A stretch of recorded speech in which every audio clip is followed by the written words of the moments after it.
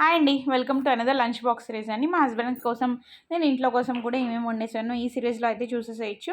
And మీరైతే ఈరోజు lunch ఏం తినేసారో అయితే నాకు చెప్పేసేయండి. రోజు మార్నింగ్ లేవగానే లంచ్ ఏం వండాలా, ఎలా వండాలా, ఎందుకు వండాలా అన్నది పెద్ద క్వశ్చన్ అనమాట. ఏం వండాలా అన్న దగ్గర నుంచి సమాధానం రాక అసలు ఎందుకు వండాలి, ఎప్పుడు వండాలి అని క్వశ్చన్స్ వచ్చేస్తూ ఉంటాయి మనకి. అందుకని ఇంక నేను ఏం చేస్తానంటే తోచింది వండేస్తూ ఉంటాను. ఒక్కొక్కరోజు మళ్ళీ వెనకాల పడి బిక్కు తిని మరి ఏం వండను అంటాను. ఎందుకంటే తీరా మనం వండేసాక అది తింటారా అంటే అది తినరు. మళ్ళీ అందులో రకాలు కావాలి, లేదు వేరే రకం అంటారు. అందుకని నిజంగా వండి పెట్టింది తినేసేవాళ్ళు ఉంటే ఒక అదృష్టం. అయితే ఏం వండినా తినేసేవాళ్ళు, అసలు ఏం వండాలో చెప్పేవాళ్ళు ఉండడం ఇంకొక అదృష్టం అనమాట.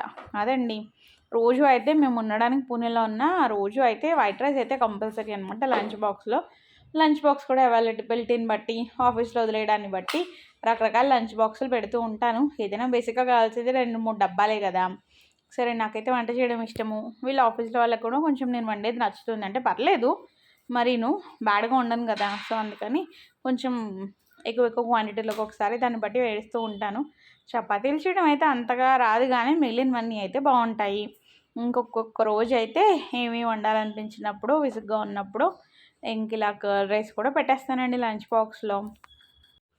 సో ఫ్రైడే టు మళ్ళీ సండే వరకు మనమైతే ఇంట్లో ఏం వండుకున్నా ఎలా తినేసినా అడిగే వాళ్ళు ఉండరు కదా. మండే టు ఫ్రైడే ఆఫీస్కి వెళ్ళేటప్పుడు, స్కూల్కి వెళ్ళేటప్పుడు మాత్రమే లంచ్ బాక్స్ అవసరం ఉంటుంది.